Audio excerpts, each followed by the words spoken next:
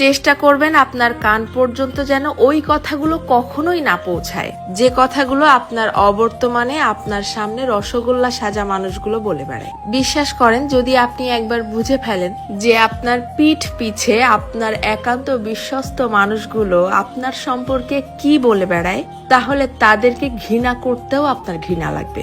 যদি আপনি বুঝে ফেলেন আপনার কান পর্যন্ত কোনো কায়দায় যদি কথাগুলো চলেও আসে, তখন আপনি এমনিতেই নিঃশব্দে মেনে নিতে বাধ্য হবেন যে আপনার আশেপাশে আসলে আপনার বিশ্বাসযোগ্য কেউ নেই। যখন কেউ আপনার প্রশংসা করবে, সেটা তারা কোনো রকম রিয়াকশন ছাড়াই চুপচাপ শুনবে।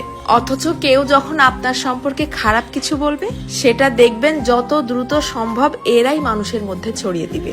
আপনি যতই ভালো হন, যতই তাদের হেল্প করেন, যতই তাদের সাথে ভালো মনে মিশতে চাওয়ার চেষ্টা করেন, কোনো লাভ নেই। কারণ এরা আপনাকে হিংসা করতেই বেশি পছন্দ করে।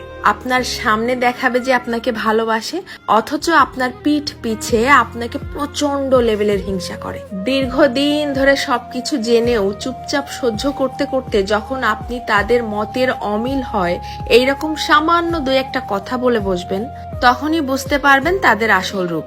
তাদেরকে এতদিন ধরে